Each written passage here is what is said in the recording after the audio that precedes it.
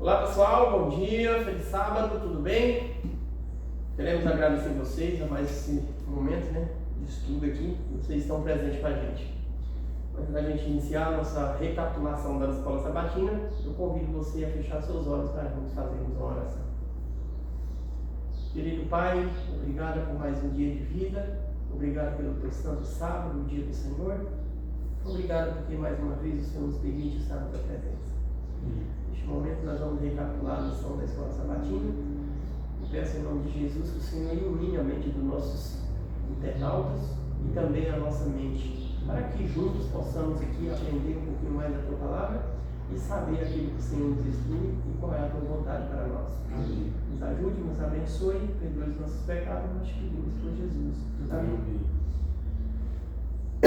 Bom, a lição da escola sabatina, hoje nós vamos falar já na lição 2, razões para a ação de graça e oração. Razões para a ação de graça e oração. Nosso verso áureo está baseado no livro de Filipenses, capítulo 1, verso 6, que diz assim, estou certo de que aquele que começou a boa obra em vocês há de completá-la até o dia de Cristo Jesus. Uai, então tem uma meta, Ele está dizendo aqui que é uma certeza, Ele não está titubeando, Tem hora que nas cartas de Paulo você vai ver ele falando assim, olha, eu tenho um conselho para dar para vocês, acredito que seja bom, Aí tem hora que ele vai falar assim, eu tenho um conselho, mas não é para todo mundo, nem todo mundo vai dar conta, Viva solteiro como eu, mas eu sei que não é para todo mundo, mas o conselho geral é que é melhor casar do que viver abrasado. Então assim, tem hora que ele vai flertar ali com a dubiedade, e faz parte, porque nem tudo é para todo mundo. Agora, o que ele está dizendo aqui para a gente, ele está dando uma certeza. Estou certo, eu tenho uma certeza. Qual é a certeza? É uma afirmação, a convicção dele. E essa convicção dele, ele está sendo aqui inspirado pelo Espírito. O Espírito Santo está sobre ele quando está escrevendo. Qual é a certeza? Que aquele que começou boa obra em você vai completar em vida? Não. Vai completar quando você atingir tal patamar? Não. Vai completar quando? Até o dia da volta de Cristo Jesus. Então, até o dia da volta de Cristo Jesus, o Espírito Santo está trabalhando no nosso caráter, ele está trabalhando no nosso coração.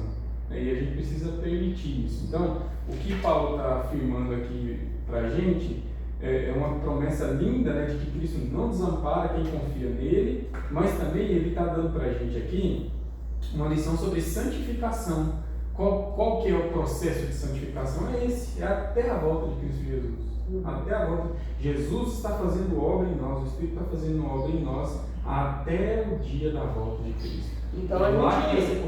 Então, Paulo, a gente não deve se abater pelas coisas que acontecem, as coisas que estão acontecendo. O que a gente tem que fazer é permanecer, com essa certeza de que a obra que Cristo começou no nosso coração, ele vai terminar, até o dia que ele chegar. Exato. Tem um texto bíblico que Jesus fala bem assim, olha, eu não lançarei fora nenhum dos que me deste, Pai. Então, Jesus não lança fora ninguém.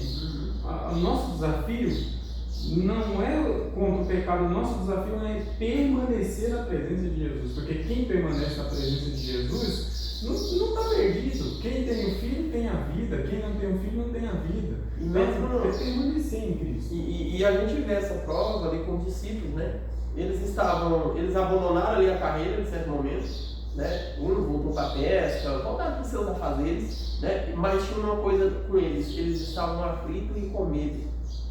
Estavam aflitos, mesmo eles já cada um indo lá para as suas atividades anteriores, O discípulo de Emaús voltando para casa, Sim, eles estavam tristes, amargurados e por cima eles estavam com medo. O medo de sofrer o mesmo que Jesus sofreu.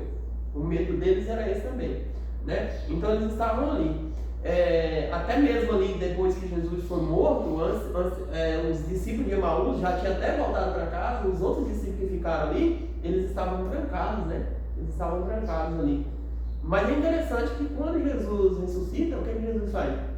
ele vai lá restaurar, né? Ele vai Atrás de um por um, né? Ele vai restaurar, né? É a prova de que Jesus vai fazer o mesmo com aquele que perseverar até o fim, né? E eles negaram Jesus. Sim. Eles correram quando Jesus foi pego, né? Então é a prova de que ele não existe. Se você permanecer nele, ele permanece em você. O problema das pessoas é que elas desistem de Jesus, né? Elas viram as costas para Jesus. Então que nós possamos aprender isso como lição. Sabe outro ponto importante também nesse versuário, que trata de dois assuntos também, assim, diferente do outro, mas ensina muito para a gente. Primeiro, o poder de Deus e a recepção humana. Porque assim, que Deus ele vai completar a obra em você, né, até o final. Só que acontece o seguinte, Deus não completa a obra na vida daquelas pessoas que rejeitam Ele. Então, tipo assim, olha, comecei uma vida com Deus. Aí só acha no ponto da lição da semana, fala assim que muita gente começaram a andar, ou foi na meditação que eu vi, assim que muitos trilharam o caminho da salvação, mas em um determinado ponto eles perderam o rumo. De uma meditação. Eles perderam o rumo. Quando eles perderam o rumo, eles se desviaram. E agora? O poder de Deus está lá no mesmo lugar, só que eles desviaram. Então, o apóstolo... Eles não querem, eles fecharam. O apóstolo Paulo aqui ele abre e diz o seguinte: olha, se você continuar, o poder de Deus vai te dar. Por exemplo, aquilo que ele começou, se você perseverar, ele termina. Por isso que a lição dessa semana ela fala sobre dois pontos importantes, né? Que é a oração e a ação de graças. Quer dizer, então meu coração ele tem que estar agradecido a Deus, grato a Ele por aquilo que Ele fez, não é por aquilo que Ele vai fazer. Tá me entendendo? Porque hoje, sabe o que acontece? Muita gente parece que vive no futuro. Entende? Por exemplo, você vai na igreja e o cara, não, cara, você vai fazer isso, Deus vai fazer aquilo, a sua vida vai ser transformada. Aí eles pegam, mostram a vida do camarada na miséria, né, de um que está lá na miséria, depois, aí o camarada vive com aquilo, né? Então eu vou, você entendeu? E às vezes dão tudo que tem. E aí, Edmar, nesse caso o problema é que ele está vivendo de promessa humana. Exato. E não de promessa divina. As promessas de Deus você pode ter certeza, que é o que o apóstolo Paulo está prometendo aqui, ó. Tem certeza que se ele começou, ele não tem nada. E Sofonias fala assim, olha, eis que deixarei no meio de ti um povo humilde e pobre, e eles confiarão no Senhor. Então, olha só, é essa confiança que o Paulo está falando. Então, é essa gratidão. Tipo assim, olha, como que você não vai duvidar da presença de Deus? Quando você olha para o passado. Sim. Você está me entendendo? Tipo assim, ó, você pode chegar no encruzilhado da vida e olhar e falar, olha, ele não deu saída. Eu me lembro que depois da pandemia, eu lembro que um dia eu estava lá em casa, eu parei assim, eu olhei e falei, Senhor, não tem saída. Eu tinha acabado de fechar a loja, ele estava devendo muito, né? E eu lembro que um dia de manhã eu estava lá em casa e falei, Senhor, e agora? Eu não tenho saída mais. Eu olhava, eu chamei das outras, falei, querida, eu não vejo perspectiva. Eu não vejo qual a perspectiva que eu tenho hoje, não tem nenhuma. Mas aí, o Espírito Santo falou assim, olha, só confiar. Você tem aquele que pode tudo. Por isso que a Bíblia fala assim, ó, assentar, aquietai-vos de saber. Aquietai-vos de saber. Tudo bem, eu fiquei tranquilo. A senhora, a pandemia logo passou, as coisas foram desencaminhando, Deus foi abençoando. E hoje eu olho e falo assim, olha, naquele dia eu olhei para o passado, eu não olhei para o futuro, porque a minha está lá azar. Mas eu vi que Deus tinha conduzido lá no passado. O que o apóstolo Paulo quer dizer é o seguinte: quando você vive uma vida de oração, você entrega nas mãos de Deus e Ele vai conduzir. Junto com isso, você vai ter uma vida de gratidão por aquilo que passou. Isso mesmo. E outra coisa interessante aqui, é bom deixar claro, né, para os nossos ouvintes, é que o que Paulo está falando aqui é para aquele que está machucado, para aquele que está desamparado, para aquele que está triste, mas ele não soltou a mão em Cristo. Entende? Então, porque sabe por quê? Porque alguém pode pensar assim, não, então eu saí da igreja e tal, eu vou continuar aqui até Jesus voltar e Ele vai transformar, mas eu fora, né? Eu aqui no mesmo jeito que eu estou. Não é assim. Você tem que voltar para os princípios, entendeu? Foi o que aconteceu com o discípulo. O Edmar, ele é motorista e ele vai saber muito bem. Ele vai para um certo determinado local e tem, até então só tem uma via e ele está indo no destino correto. Em certo momento aparece um desvio, vamos supor, à direita ou à esquerda. Ele pega um desses desvios, lá na frente ele lembra, não, mas peraí, eu errei no caminho, né? O caminho era direto, eu entrei à direita. E se ele ficar só nisso, não, o caminho é direto, mas ele continuar no desvio, você vai chegar lá no seu destino? Não. Ele vai ter que fazer o retorno e voltar para a pista. Para a pista. Essa é a conversão. Entende? Então é o que Paulo está falando aqui, nos ensinando, é isso. Ele falou, olha, peraí, eu tenho certeza de uma coisa, aquele que começou a boa obra em você, ele vai terminar. Ele há de terminar essa obra. Mas ele vai terminar essa obra se você retornar para os caminhos que não deveria ter saído. Entendeu? Então, mesmo sofrendo, mesmo chorando, mesmo passando por um momento difícil, mas você está no caminho de Jesus. E essa restauração vai acontecer, cedo ou mais tarde. Mesmo que aconteça quando Jesus voltar, mas ela vai acontecer. É porque, por exemplo, a gente pode olhar, por exemplo, na igreja, por exemplo, uma comunidade de crentes, você vê que cada um está em uma etapa da vida cristã. Tem gente que ainda é bebê, tem gente que já está mais amadurecido, tem gente que... Tem uns que já está murchando, né? Mas que Tem uns que já é tem uns que... Mas cada um está numa etapa. E aí a gente pode olhar e pensar assim, ó, rapaz, mas esse sujeito aí vai chegar quando, né? Quando? Olha aí, olha o que ele ainda faz, olha o que ele ainda precisa deixar, olha a compreensão dele aí. E a gente olha, fica encabulado, mas o que o apóstolo Paulo está dando aqui pra gente é uma certeza. Se a pessoa permitir, porque para fazer uma obra na sua casa, você tem que permitir. Ninguém arromba Chega quebrando, fala, vou fazer uma obra aqui, mas eu não quero, mas eu vou fazer assim. O Edmar até pode fazer no barraco, chegar e já deixar pronto o Edmar. Mas normalmente, o que acontece? A gente não faz, né? Se a pessoa não quiser, vamos supor que tem um cara ali esperneando ali no meio da rua, gritando, aí você chega lá, por que você tá bravo aí? Porque o cara entrou aqui na minha casa, tá fazendo uma obra, eu não deixei. Você tem que ir lá no cara e falar, você está errado, ele não deixou, sai daí. Não, mas eu estou fazendo bem para ele, mas ele não quer, sai daí.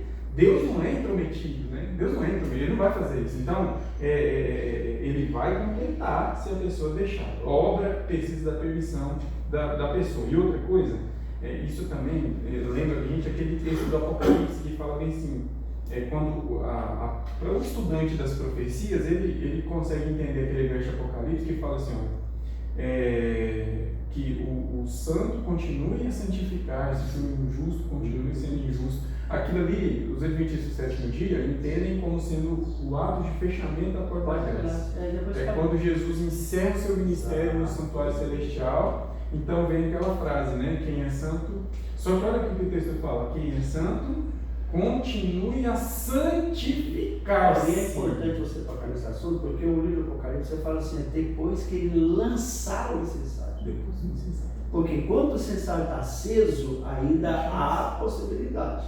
Quando ele lança o incensário, acabou, quer dizer que a porta da graça ela se fecha. Daí para frente, nenhum justo mais morre, porque o sangue do justo é justamente para conversão. Outra pessoa. Não vai haver mais conversão. Sim. Não vai, assim, então, se você está santo, acabou. Sim. Agora você só que Edmar, olha que o texto é completo, porque ele poderia assim, quem é santo, agora é santo e ponto final. Acabou. Mas não é, ele continue santificado. Ele pode escolher ali, Paulo, santificar ou abandonar. Sim, ele pode falar assim, não, fechou a porta da graça, beleza. Mas em um determinado ponto, sei lá, ele tem uma dúvida ali, eu não sei, entendeu? Ele pode. E a impressão do texto é, ele não é perfeito ainda, ele está se aperfeiçando. Exatamente. Olha o tanto que Deus é sábio, né, em dizer que a porta da graça se fechou para aqueles que quiseram a liberdade. Então, ele está lá, mas quem quis o caminho da perfeição, ele vai continuando a sendo perfeito. Quando é que vai ser perfeito, segundo o apóstolo Paulo? Na volta de Paulo, eu não sei aqui, poderia usar, não sei se teologicamente, não sei se tem a ver, mas acontece o seguinte, eu acho que a santificação total do ser humano vai acontecer durante os 7 dias da viagem para o céu, depois que ele sair da terra. Porque, veja só, se o nosso ciclo de vida é 7 dias, e durante 7 dias, segundo a ciência, tem algumas células que elas renovam, e isso é comprovado cientificamente, porque se você usa um antibiótico, você tem que usar 7 dias. Você sabia disso? Sim, não pode usar ciclo circadiano. Então, e a viagem para o céu vai durar 7 dias, Eu acredito que é aí que vai acontecer a santificação. Então ali chegou no céu. Você primeiro é dotado de um corpo glorificado. Agora um ponto importante. Aqui no verso Paulo, o Paulo aqui diz, né, e a gente vê nas cartas de Colossenses, livro de Atos, todas as cartas que Paulo escreveu, né? Aqui o autor colocou que ele sauda os irmãos com ações de graça em todo o começo de suas cartas. Né? E aí o autor que está preso. Isso, e o autor colocou aqui no primeiro parágrafo de sábado aqui, ele colocou aqui, ó, que nós também temos que fazer, fazer o mesmo com os outros, né? Com o próximo, com nossos irmãos. Né? E também ensinar os nossos filhos, a gente ora a Deus, o autor colocou que a gente ora a Deus, isso é bem verdade, né? Para que os nossos filhos possam aprender a amar a Deus. É por isso que nas nossas orações a gente precisa começar com ação de graça.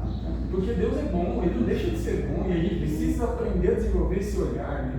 Porque o nosso olhar é muito pra carniça aqui embaixo, né? Afeta a gente muito. Às vezes sabe o que acontece, Paulo? Acontece o seguinte, às vezes a falta de fé, a incredulidade, vai fazer com que você não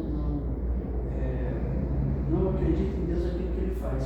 Quando nós desacreditamos em Deus, como é que você vai ter uma vida de ação de graça? Não tem como, porque você não vive o futuro, você só vive o presente. E outra, você só pode dar graça a Deus aquilo que aconteceu. Por exemplo, você não sabe do passado. Nossa, eu sou grato a Deus, por exemplo, pelas filhas que Ele me deu. Entendeu? Eu sou grato a Deus pelo casamento que Ele me deu. Eu sou grato a Deus por tudo aquilo que Ele me concedeu. Como Ele te conduziu. Né? Como Ele conduziu, você entendeu? Então é isso que nós temos que olhar. Então somos gratos por aquilo que Deus fez. É isso que o apóstolo Paulo quer dizer. É isso que quer dizer. Porque eu acredito, por exemplo, o apóstolo Paulo, quando ele escrevia a carta, ele encontrava a pessoa que estava com problema de família, estava com problema financeiro, estava com problema de saúde. Ele falou, dai graças.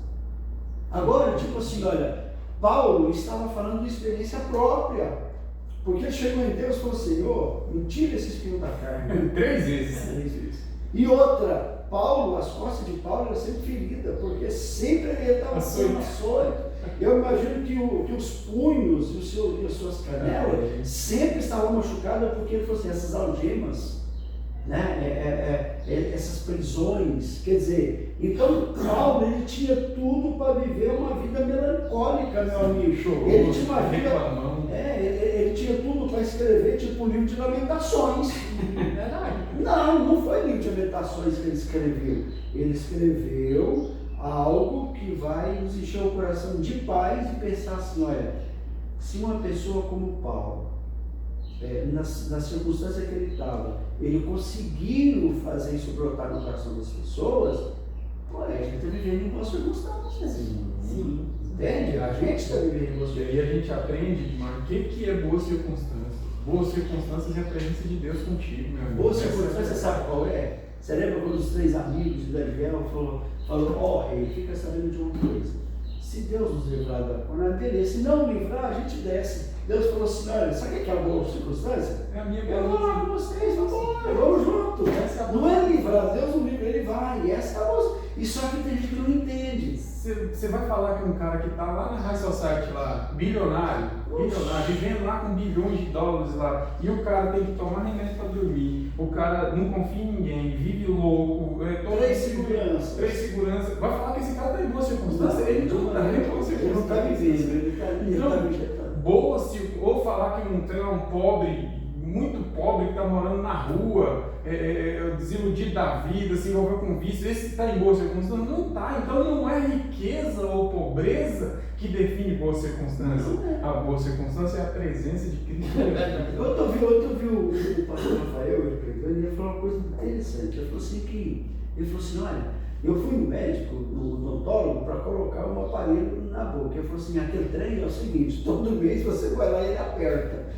Todo mês você vai lá e ele aperta. Ele falou assim, mas eu aprendi uma coisa, foi de tanto apertar que entrou nos rumos. Então, olha só, Deus às vezes vai fazer isso também, dá uma apertada aqui, dá uma regulada ali, mas para quê? Para colocar Mas a presença. Nunca sozinho. ele desceu na cova dos leões com Daniel, entrou na fornalha com os 3 amigos. Desceu no calabouço com Jeremias, entendeu? Desceu lá para a prisão com José, foi para o Egito com José. Sim, com Paulo, você entendeu? O próprio Paulo falou assim, olha, quando ele estava no barco, porque aquele barco estava à deriva, né? E o pessoal, vai perder tudo. Ele falou, calma, o Deus no qual eu sigo na sua presença, quer dizer que Deus estava lá dentro do barco, para ele. Sim. E o barco se perdeu tudo, não havia humana nenhuma. Nem um fio de cabelo, ele disse, né? Aqui na parte de domingo é interessante porque está falando assim, ó, comunhão no Evangelho. E tem uma pergunta muito interessante, está falando assim, ó, pelo que Paulo expressou gratidão? É uma pergunta. Que certeza ele deu aos filipenses e por que isso é importante? Olha só, interessante, quando a gente fala de por que Paulo expressou gratidão, né? Pelo que ele expressou gratidão? Vamos analisar aqui para a gente poder entrar no assunto. Como é difícil da gente entender Paulo expressando gratidão? Porque se a gente olhar para o conceito da Bíblia, esse homem sofreu demais. Entende? Esse homem sofreu demais. E quando ele escreveu essas cartas, ele estava em prisão. Entende? Ele estava em prisão. Agora, como assim a pessoa na condição que Paulo estava era capaz de expressar gratidão? Aí quando a gente olha para o que Paulo era antes de se tornar Paulo, era Saulo, né? Você acha que ele estava melhor quando ele era Saulo ou quando ele era Paulo? Se for a olhar humano, pelo menos a olhar humano ele estava melhor, né? Só que acontece uma coisa interessante, ele conhece alguém chamado Jesus Cristo, né? E por esse Jesus agora ele começa a sofrer, né? E aqui, na nossa mente humana, é difícil a gente entender um homem que estava na situação de Paulo, até chicoteado com vara debaixo do pé, a gente sabe disso, torturado, né? Em alguma situação, Lucas está junto com ele ali, cuida dele, né? Cuida de Paulo. A Bíblia ela não conta com os detalhes, mas a história nos diz que Lucas ele foi um grande apoio para Paulo ali, por ele ser um médico, né? Mas esse homem, ele tem assim uma paz, né? Uma paz de declarar ou expressar gratidão aos seus irmãos, né? Ele está agradecendo a Deus aqui por eles. Eu agradeço a Deus por vocês. Pois é. Olha que bonito. Paulo, ele usa uma palavra aqui, essa palavra eu acho que assim, eu acho que é a palavra-chave, cooperação. Eu acho que isso aí é algo tão importante, você sabe por quê? Porque assim, às vezes a gente fica triste na igreja, porque quando você quer, tipo assim, fazer um empreendimento, não há cooperação. E aqueles que não cooperam é justamente os que mais reclamam e dão trabalho. Aqui o apóstolo, você não vê, aliás, eu acho que só veio uma reclamação de Paulo, foi de Onésimo, não foi? Foi Onésimo, não, foi Marcos. O que deu trabalho para ele, depois ele falou, vai Marcos, traga-me Marcos, traga também os livros, traga a capa. Então, é uma única reclamação de Paulo. Ele fala que Alexandre foi muito ruim com ele, né? Ele se carrasco comigo, né? É uma das poucas vezes. E outra, de ter sido abandonado só. Isso na próxima sua morte ele fala, né? Todos me abandonaram. Mas aí, ao mesmo tempo que ele fala isso, ele já glorifica a Deus. Deus me abandonou, Deus esteve comigo. Então, caramba, e você vê um cara assim, prestes à morte, né? Com a cabeça assim, já bem desgastada, talvez um pouco depressivo ali. Não perde a esperança, não perde a esperança. Por que não perde? A presença de Deus, do Espírito Santo, era contínua. Sim. E nesse aspecto da reclamação que ele faz, a irmã Mate vai falar assim, que ele foi perante Nero e ele ficou até sem advogado. Quer dizer que todo mundo abandonou mesmo, entregou ele para Nero, aí falou, se vira você e Nero lá, entendeu? E aí ele vai reclamar. É uma das poucas reclamações.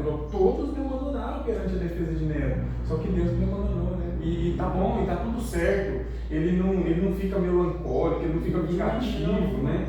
Então, você sabe que é o mesmo espírito que está em José.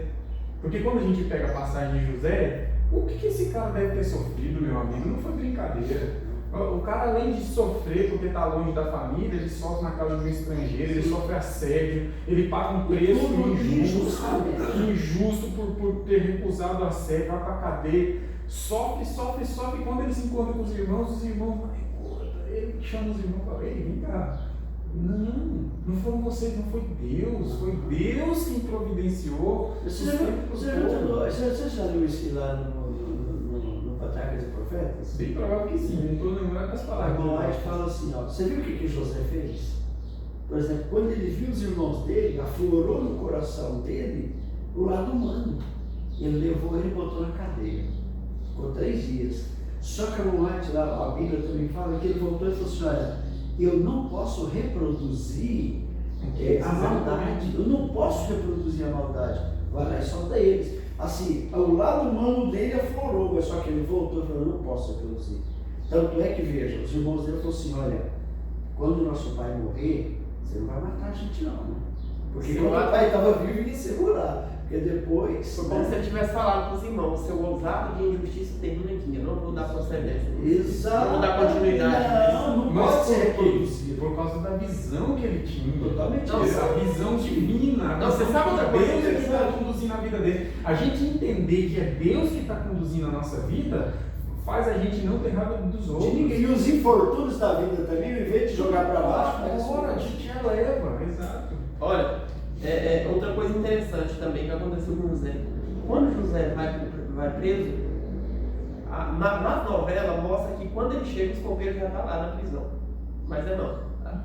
Biblicamente não. Pois é. Mas ele chega primeiro. Ele é preso primeiro. E ele se torna, parece que um líder naquele. O interessante aqui é que José é preso primeiro e depois o copeiro chega mais no padeiro. Sim. Entende? E ele interpreta o sonho ali, né, através de Deus, dá para ele a interpretação do sonho. De interpretar? Porque ele ganha cargo na cadeia. Sim. A Bíblia fala que o chefe da cadeia deixou ele cuidando de todos os presos. Então, por cuidar dos presos, é que ele consegue ter acesso ao padeiro e ao copeiro. Mas o ponto que eu quero trazer aqui, ele não era vamos supor assim, ele não andava nos caminhos de Deus, José, ele não chegou primeiro.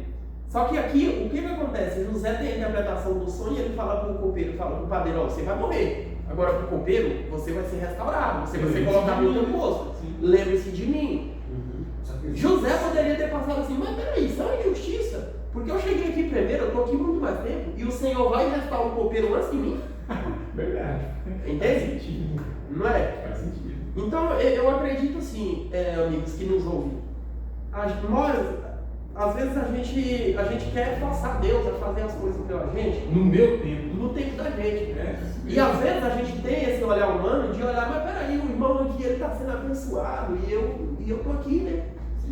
Talvez até com um olho de crítica, falar, não, mas esse irmão aqui, eu sou melhor que ele. Por que ele está sendo abençoado primeiro? Então nós temos que aprender que tudo acontece no tempo certo. É o caso de Davi, né? Davi, por exemplo, ele foi ungido rei. Só ele sabia, né? Mas fala que o profeta deixou claro, a mensagem foi secreta, é para você essa mensagem. Então ele sabia que tinha sido rei, ninguém mais tinha entendido. Foi uma unção pública? Foi, mas foi algo assim, a mensagem de você vai ser o rei de Israel, ele só entendeu no coração. E aí o que acontece? Ele é ungido como rei e começa a ser caçado por Saul, né? E aí ele espera o tempo de Deus, ele vai esperar. E esse ponto que você citou aí, que José poderia ter se indignado, né? Sim. Davi também poderia ter se indignado lá com Nabal. Oh, Deus, Nabal tem situação melhor do que eu, agora eu tenho que ir lá pedir para Nabal, e o cara ainda fazer um negócio dele. E ele sai para, né? Ele poderia ter se indignado, e você não vê Davi com esse tipo de indignação. Pelo contrário, por ele não ter esse tipo de coisa no coração, quando a viúva, a mulher de Nabal encontra com ele no caminho, ele fala assim, você está mais sensata do que eu, onde eu estava com a cabeça? Não, ele espera uma década para poder ser rei, né? Sim, onde eu estava com a cabeça? Que loucura é essa que eu ia cometendo? Ele não acariciava no coração isso, ele entendia que um filho de Deus é conduzido por Deus. Tem um propósito, no seu tempo, no seu devido tempo. Quando a pessoa esquece isso aí, por exemplo, tem um outro ponto importante que eu estou falando, porque às vezes pode acontecer um infortúnio e Deus pode mudar a situação. No caso de Davi, no caso de José, no caso do copeiro. Mas e Paulo? Deus não reverteu a situação dele, não. Paulo podia ter falado assim, peraí. Não Batista, não. Paulo podia falar assim, olha, só prisão, só isso, só aquilo, e o senhor não vai remover o espinho da minha carne? Então também eu vou abandonar. Meteu o pé. E outra coisa, Paulo tinha certeza que o fim dele era a morte ali. Ele tinha certeza disso. Não, mas cara, É tanto que na segunda carta de Timóteo ele fala, filho, chegou a minha hora. Eu estou sendo derramado. Estou sendo oferecido. Simulação, né? Entendeu? Eu tinha certeza. É outro ponto. Eu imagino que Paulo também, ele entendeu aquilo que Deus falou, porque Deus falou assim, Deus era aperfeiçoado na fraqueza. Então, Paulo, você está começando. A Bíblia é interessante, a Bíblia não diz o que é. Segundo os historiadores, era a sua visão. Segundo. Sim. Mas ninguém confirma o que é o Espírito. Né? Mas, Deus então não restaurou. Por quê? Porque aquilo ali iria justamente ajudar Paulo a se manter no caminho. Você está me entendendo? Porque tem muita gente às vezes é privado de situações financeiras, e ele fica o tempo inteiro reclamando, pedindo a Deus uma vida abundante. Deus não dá. Por quê? Porque sabe que se Deus der essa vida abundante, ele vai afastar. Vai, isso mesmo. O coração não está em Deus. Porque aquele ali que Deus sabe. E outra, Deus só vai me entregar nas mãos aquilo que eu dou conta de administrar. Não adianta você querer mais. Não vai. Se eu conseguir administrar só o que eu tenho, é só isso que Deus vai me dar. Agora, se eu souber administrar ele pode ir aumentando. Só que aí, Edmar, a visão precisa ser: eu sou mordomo, Exato. Não é meu, é de Deus. E se Deus está permitindo eu ter isso aqui agora, é para quê? Exato. Qual é o propósito de Deus? Será que é só para a sua felicidade? Será que é só para o seu regozijo, o seu e da sua família? Deus não trabalha desse jeito, né? Deus trabalha com coisa muito mais ampla, né? Então, o cara que tem muito, ele deveria entender assim, a minha responsabilidade é maior. Eu preciso estar muito mais conectado com Deus para entender qual é o propósito dele, né? E quando você tem, por exemplo, na mente que você é um mordomo, você nunca vai afirmar que aquilo que você tem é seu. Você está me entendendo? Isso mesmo. Assim, às vezes Deus coloca alguma situação na frente da gente, aí você fala assim, e o que eu vou fazer? E agora, o que eu vou fazer? Eu me lembro aqui de uma situação, o irmão hoje um dia me ligou e falou para mim assim, irmão, hoje nós comemos farinha com água, que ele falou. Eu falei, meu pai. Aí eu fiz uma compra, eu levei para ele, só que eu cheguei na cadeira e não dava. Ele não estava, eu peguei e fui embora. Aí eu liguei para ele, meu Getúlio, eu fui na sua casa, você não estava. Eu comprei um pão para o senhor comer amanhã. Falei para ele. Falei para a irmã, eu comprei um pão para o senhor comer amanhã. Aí eu fui lá levar. Só que quando cheguei lá, abri o porta-malas do carro e uma viu, eu tinha feito uma comprinha para ele, não era um pão, era mais.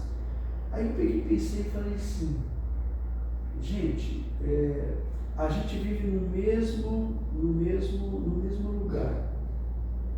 E uma coisa que sempre aprendi é que a gente nunca dá aquilo que sobra, você divide aquilo que você tem. É mesmo. O verdadeiro mordomo é você divide o que você tem. Sobra e migalha, né? Você entendeu? E muita gente, às vezes tem pessoas que falam assim, olha, não, toma aqui, eu só tenho isso aqui. Isso é mordomia? Não, isso não é mordomia. Isso não é mordomia. Então o que você tem que fazer? Essa mordomia, você vê na vida de muitas pessoas. De Abraão foi um grande mordomo. Quando ele foi dividir as terras junto com o Ló, ele falou, pode escolher, escolhe, eu vou ficar aqui. O que você escolher? Se você escolher direito, eu vou para a esquerda. E Ló não era bobo nem nada, o que ele fez? Escolheu o melhor. Sim. Só que Abraão era dirigido por Deus. Sim. Entendeu? E quando Deus dirige, sabe o que acontece? Os espinhos se tornam flores. Sim. Entendeu? O que você está falando, irmão, já é entrando aqui na parte de segunda-feira, né? Já entrando na parte de segunda-feira, que você estava falando sobre gratidão ainda, no caso. Né? Os pedidos de oração de Paulo. Olha só, você que está nos ouvindo aqui. Todos nós oramos, né? Ou devemos orar, pelo menos tem que ser assim. A vida do cristão tem que ser de oração. Mas o que o autor está colocando aqui, retrata até a história de um pastor, né? Que ele colocou ali, que muitas das vezes a gente ora em torno de nós, né? É só em torno de nós. E não é assim. A nossa visão como cristão, ela tem que ser expansiva, sabe? A gente tem que fazer orações a nós mesmos, a Deus, né? Pedindo gratidão a nós, intercessão de Deus para resolver os nossos problemas, sim. Mas nós temos que pensar também nos nossos irmãos. Nós temos que pensar nas pessoas lá fora. Então, o que nós temos que fazer no nosso momento de oração é separar um tempo para orar também pelos nossos amigos, entende? Pelos nossos irmãos, pelos nossos líderes, sabe? Porque enquanto a gente ficar pensando somente em nós, os outros lá fora vão perecer. E tem mais outra, viu, irmão? A irmã White fala assim que lá no céu, quando nós chegarmos no céu, vai ter muitas caixinhas. Já viu? Acho que Deserto das Nações. As Nações falam sobre isso? Falei. Lá vai ter muitas caixinhas que são pedidos, são bênçãos que a gente não pediu na oração. Eu acho que é história de E outra, aquele livro Ouse Pedir Mais, a autora ela ressalta isso aqui, ó. Ela fala sobre isso. Ela fala assim. um congresso que eu estava assistindo. Ela? No Jeep. Nossa, tem uma experiência muito forte. Então, olha assim, olha, por que você não faz um pedido de oração? Então você tem que pedir. Você tem que pedir para você e pedir também para as pessoas. Então, tipo assim, existe os cultos de quarta-feira, mas é para isso. Assim, é lamentável porque às vezes o nosso culto de quarta-feira, às vezes é mais assim um culto de orientação, às vezes, do que pedidos. Você entendeu? Do que, sei lá, porque às vezes a gente pede por tanta coisa, esquece de pedir pela união da igreja, pede pela saúde, pede pelo trabalho, pede, esquece de pedir pela união da igreja, que é o melhor. É isso que Paulo está ensinando aqui, né? Exatamente o que Paulo ele quer ressaltar aqui, você entendeu? A união com Deus e também a união com os irmãos e a consagração, isso que ele quer que os pedidos sejam feitos, entendeu? Isso mesmo. E Paulo, ele é interessante, né? Que Colossenses ou Filipenses foi Paulo que fundou a igreja. Sim. Filipenses sim, Colossenses não foi. Colossenses foi por tabela. Foi quem se converteu em Filipos, mandou uma delegação para Colossos, Epáfras. É por isso que nós vemos aqui Paulo se preocupando tanto diretamente com os filipenses e menos com os colossenses. É porque aqui ele fundou essa igreja. Porque foram os filhos conhecia a situação dessa igreja aqui. Os filhos gerados. Isso, os filhos gerados na fé. Mas quando você vai ler o que ele fala que está orando pelos colossenses. E ele dá graças pelos colossenses, mas ele ora pela igreja. Eu oro para que vocês permaneçam unidos. Eu oro para que vocês sempre deem graças a Deus, né? Ele está orando pela igreja, mesmo não sendo ele que fundou. Não, olha só que interessante. Eu não estou lembrado do lugar agora, mas tem um lugar que Paulo fala assim, porque Paulo não escreveu o carta da Laodiceia. Provavelmente ele escreveu o carta da Laodiceia, não diretamente, porque tem um lugar na Bíblia, eu não estou lembrado agora, que ele diz assim, faça porque a mesma carta que você lê para os filipenses, leiam também para os Laodiceias. Ele fala isso. Então, sem dúvida, uma compilação. Isso, ele escreveu algo também para a igreja de Laodiceia. A preocupação dele é com o povo de Deus, né? É com o povo de Deus. Agora, qual era a grande preocupação de Paulo com os filipenses? Aqui fala sobre 4 pontos importantes que ele orava. Ele orava pelo discernimento, que era a capacidade de aprovar, né? Ele orava para que os cristãos fossem irrepreensíveis. Isso é muito importante, né? Ele ora também para que a justiça de Cristo pudesse tomar conta dele. Ele fala, não temos justiça em nós mesmos, ela só vem por meio de Cristo Jesus. Ele orou pela pureza, né? Justiça. É o discernimento, a pureza, e aí repreensível é a justiça. Oração de Paulo. Você vê que em nenhum momento Paulo pediu pela saúde, pelo bem-estar, pelo financeiro. Não, porque você sabe por quê? É interessante assim, olha, quando nós estamos, quando isso aqui ele faz parte da nossa vida, é a prioridade nossa. O resto Deus vai dar, que é o que a gente precisa. É o que o Paulo fala, ele vai falar bem assim, olha, aquele que foi capaz de doar o próprio filho para salvar o pecador, não nos dará todas as coisas junto com o seu filho. Então, se ele já deu o filho, junto com o filho, ele vai dar o resto. É o primeiro. É por isso que Mateus faz questão de colocar ali na inspiração assim, coloca o reino de Deus nessa em primeiro lugar. E as outras coisas você vai vir junto. Então você não vai precisar estar pedindo, porque quando você coloca Deus e a sua justiça em primeiro lugar, todas as outras coisas vão acompanhar. É o pacote. O irmão falou agora há pouco que chegou um momento que ele estava sem saída. Ele falou, olha, chamou a esposa e eu olho para um lado, olho para o outro, eu não vejo saída. Só resta uma coisa, esperar no Senhor. Bem-aventurados que esperam no Senhor. Exato. Você sabe que essa questão de você buscar Deus em primeiro lugar, as outras coisas serão acrescentadas, é tipo assim, olha, você compra um pacote de viagem, né? Aí você compra um pacote de viagem para o Canadá, por exemplo.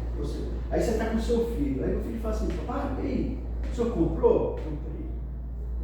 Então nós vamos viajar? Vamos. E depois da viagem? Fala, não, as outras coisas já tá dentro do pacote. É a viagem mais a estadia lá. Então primeiro é a viagem. Papai, mas e o almoço? Onde eu vou ficar onde? O café, nem o café da manhã. O que vai ter no café da manhã, filho? Isso tudo tudo já está incluído. Então você comprou o pacote, comprou a passagem, já está incluído. Então, você indo a Cristo Jesus é a passagem. A estadia, ele vai dar depois. E olha só, nesse paralelo que você fez aí, se uma pessoa começa a se preocupar se vai ter pão de queijo ou se não vai ter, se vai ter pão ou não vai ter, se vai ter fruta ou não vai ter, ela perde a viagem. Exatamente. Ela perde a graça da viagem, porque ela perde o prazer. Aí ela vai chegar lá louca. Nossa, será que vai ter? Será que não vai ter? E amanhã, será que vai ter o mesmo de hoje? Então ela tem que acreditar no pacote. Então assim, ou a gente aprende a confiar em Deus, que Ele vai cuidar, se Ele cuida das aves, Ele cuida de nós, ou a gente fica enlouquecido. Mas você sabe o que acontece às vezes? Tipo assim, ó, é melhor eu prover, então se eu precisar trabalhar um pouquinho dentro das horas do sábado, eu vou ter que trabalhar porque eu tenho que prover para a minha família. Mas e Cristo Jesus? Não, depois eu vou ter ele, aí já virou o contrário. Você está no Olha, a salvação por Jesus, ela é muito expressa ali nos evangelhos. Né? Só que ele só mostra a salvação de Jesus na cruz. Só que quando a gente chega em Apocalipse, aí vem as bonanças, vem uma cidade com arroz de ouro, vem a árvore da vida produzindo 12 frutas a cada mês, né? Vem a vida eterna. A gente olha para Apocalipse 22, vem ali a igreja, o Espírito Santo ajudando na obra de Deus, dizendo vem as pessoas e todo aquele que vem receba de graça a mesma água que ele bebeu, né? Que é a água da vida. Então a gente olha ali para a salvação e diz, não, é só a salvação na cruz. Só que depois que você é salvo pelo aquele que está pendurado na cruz, que foi pendurado na cruz, Jesus Cristo, aí vem a bonança. Mas já pensou você andar numa cidade onde o chão é de ouro? Entende? Só que lá não mostra. Mas aí você tem a fé de que, crendo em Jesus, andando nos seus caminhos, você vai alcançar a salvação. E depois que a salvação é derramada, Filipenses mesmo, capítulo 3, vai dizer que a nossa pátria está no céu. Essa pátria, ela não é a pátria que nós conhecemos. Não é as bondades que a gente vê pelo mundo. É uma coisa que a própria Bíblia vai dizer que o coração do homem nunca sondou. O coração do homem nunca subiu o coração humano, o olho nunca viu, disse que nem ouvido nunca ouviu aquilo que Deus tem preparado. Entende? E esse ponto aí é que Paulo enxergava. Veja que Paulo está preso, mas Paulo ele não se via como um prisioneiro. Aliás, prisioneiro de Cristo. Em circunstâncias não. As circunstâncias levavam ele. E aí quando ele ia falar da cadeia dele, ele fala, não, eu estou preso aqui porque o único meio que eu tinha era alcançar o soldado. Aonde está a coroa dele? A coroa dele, é verdade. E outra, ele se mantinha preso, sim, Paulo. Mas era prisioneiro de Cristo. Exato. E assim, ele dá um significado para a cadeia dele. Eu estou aqui, mas para converter o soldado, para converter os da Não era a circunstância, não era a diversidade que estava ao lado dele, não era aquilo ali. Entender que em qualquer circunstância eu posso e devo ser um servo de Cristo, lógico. Eu devo ser um servo. Né? Olha, a lição de terça-feira, ela vem trazendo um dom muito importante. Esse dom aqui é um dom muito importante no meio, principalmente no meio da igreja. Dom de discernimento espiritual. Eu acho que esse dom aqui ele tem que ser muito cativado por todo cristão. Sim. Porque o dom de discernimento ele vai ajudar a evitar algumas mazelas no meio das ovelhas. Quando a gente aprende a buscar discernir, né? Sim. E o discernimento ele vem pelo poder do Espírito. Pelo poder do Espírito. Sem o poder do Espírito é incapaz. Olha só o que Paulo acontece. Paulo está pregando o Evangelho ali no verso 17, no capítulo 17 de Atos, ele ali com os outros discípulos, e ele está tendo uma grande ênfase no Evangelho, que ali vai dizer que o Evangelho crescia, a graça no meio do povo, né?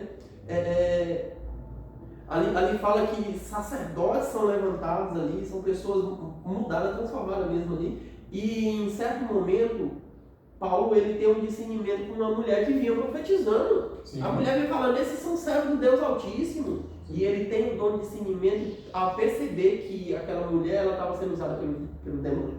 Sim, ele conseguiu enxergar. Conseguiu enxergar. Mas por quê? Porque o Espírito estava com ele. O Espírito estava É o mesmo Espírito que estava com Cristo Jesus, né? Quando Pedro vem Sim. e fala uma coisa, ele fala, foi o Ele Espírito que é o disse filho do isso. Deus Altíssimo. Agora, quando vem o Pedro com a história, ele não tem Não vai não, Se vai alguém morrer. chegar em você com a nota de R$3, Você não pega. por quê? Porque você sabe que Não existe tem nota uma de- outra. não Então, existe. para você conhecer a falsa, primeiro você tem que conhecer a verdadeira. Sim. Por que tem muita gente que fala assim, olha, esse dia o bisavô falou assim, no dia que eu orei, esse dia uma mulher foi curada de câncer. Rapaz. Eu falei, sabe quem foi que curou? Porque ela não conhece o Espírito Santo verdadeiro, ela não conhece. Ela não conhece o Deus verdadeiro, ela conhece. Então, tipo assim, aí quando Paulo vê isso aqui, ó, por que ele sabia que era falso? Porque ele não conhece o verdadeiro. Sim. Estava no Entendeu? Espírito, né? Exatamente. Por que a gente tem que sempre ter comunhão com Deus? Porque o inimigo ele vai falar igual Deus. Vai falar. A Bíblia fala assim que o inimigo faz descer fogo do céu. E ele já fez descer isso. Sabe quando? Nos filhos de Jó. Sim. Fogo desceu da onde? Do céu. Desceu do céu. Quem foi que mandou fogo? Sim. Foi o diabo. O diabo. Então ele faz descer isso aí. Então você toma cuidado. É por isso que a mulher chegou no Jó e falou assim, olha, abençoa esse Deus aí e morre. Porque na mente pequena dela, foi Deus que mandou, foi Deus que estava fazendo tudo aquilo. Exatamente. Mesmo. Né? Exatamente. Mas na mente dele, porque ele vivia no Espírito, ele falou, Conheci. peraí, eu vi foi nu, minha filha. E nu eu vou voltar. E ele vai e exalta a Deus. Exatamente. Bendiz o Senhor, né? Sim. Então o dom do discernimento ele é muito importante na vida do cristão. Agora, como é que eu adquiro esse dom do discernimento? É tendo uma vida, como o Paulo falou, em comunhão com Deus. Sabe? Nós saímos desarmados de casa todos os dias. Se antes de nós sairmos, logo pela manhã, nós não nos entregarmos nos braços do Senhor e pedir o Espírito Santo na nossa vida. Nós saímos desarmados. E nós não podemos sair desarmados, porque é como eu vi um pastor falando ontem. Quando a gente sai de casa, a gente não está saindo para passear. A gente está saindo para a guerra. Quando a gente sai para trabalhar, a gente não está saindo para trabalhar, a gente está saindo para a guerra. Para guerrear. Sempre, né? Sempre. O conflito entre o bem e o mal é Esse foi o sermão do pastor Everton Piller. É para guerra, a gente está saindo para guerra. Todo momento. Ele fala assim, nós não estamos na igreja em um salão de festa, nós estamos no campo de batalha. Campo de batalha. Então, se nós não aprendermos a sempre, logo pela manhã, nos primeiros horários, a gente nos colocar na mão do Senhor e pedir o Espírito Santo diariamente para a nossa vida. esse discernimento não vem. Meu amigo, o discernimento não vai E aparecer. a Golete fala assim, ó, se você não começar a sua comunhão com Deus de manhã, dificilmente você vai encontrar ele no meio do dia. Tem um pastor também de outra denominação, famoso, dos antigos, que fala isso, né? Quem não se encontra com Deus de manhã, dificilmente encontrará ele. Sim. Não acha, né? E outra coisa, Paulo, vai virando uma coisa assim que você não vai encontrar mais no horário nenhum. Sim. E outra, discernimento não é só para desvendar, né, a palavra, é também para saber lidar com o irmão. É saber lidar com o irmão, Sim. é ter tato, é bom senso, né? É saber quando o irmão talvez ficou nervoso e eu tentar ali apaziguar a coisa. E é discernimento é o mesmo que sabedoria. Né?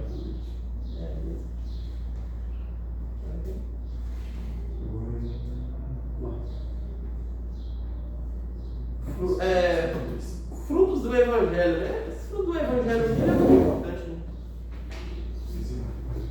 Frutos do Evangelho. Olha, quando a gente aprende que nós temos que produzir esses frutos do Evangelho, a gente vê como a coisa começa a andar. Tanto no nosso lar, na nossa casa, quanto no meio dos nossos irmãos.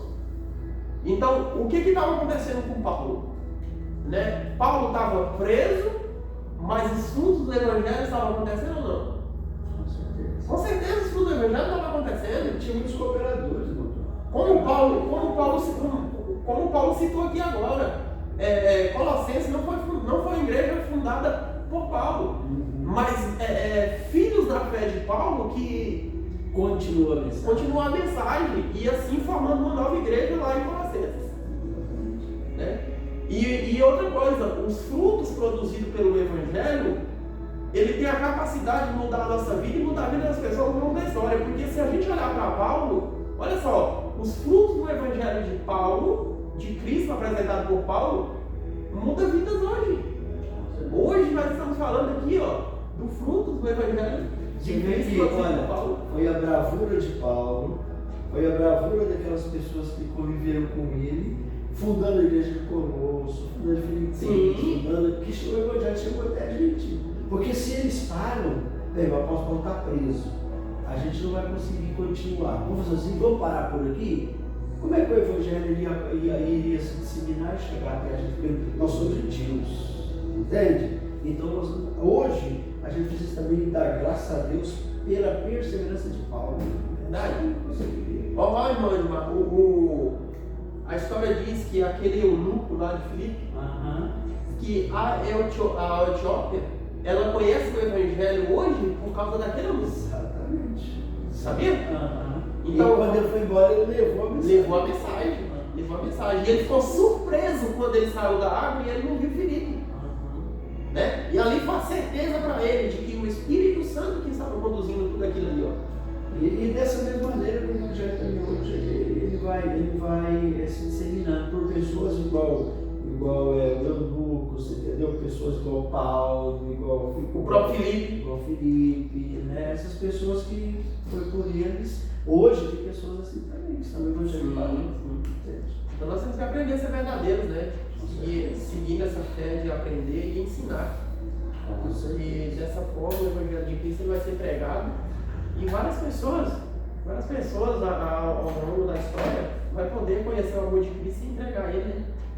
Por isso que a gente não pode esmorecer de maneira alguma, sabe? O Evangelho precisa estar no sangue, seja pregado em todos os lugares. Porque vai ter momento que a gente vai ficar triste, vai ter momento que a gente vai ser magoado, vai se chatear, mas se você permanecer nos caminhos do Senhor, a palavra, a certeza que a gente leu em Filipenses é que aquele que começou a boa obra há de terminar, nem que seja a volta de Jesus Cristo. Né? Nós queremos agradecer você por mais esse momento de estar aqui conosco. Eu vou pedir o irmão Edmar para terminar com a oração para a gente descer ali para as classes. Deus Pai, nós somos gratos ao Senhor pelo poder do Evangelho escrito por Paulo. Que o Senhor nos ajude a cada dia a entender essas verdades e cada dia, Senhor, também propagar essa mensagem para aqueles que estiverem no nosso mundo. Hoje, Senhor, nós aprendemos que nós devemos orar ao mesmo tempo, ter também a gratidão, Senhor. A gente precisa passar isso para os nossos alunos. Nos ajude a inculcar na mente deles o poder do Evangelho, da oração e da gratidão também. E assim o Espírito Santo vai trabalhar na mente de cada um. Então, abençoe a escola sabatina, cada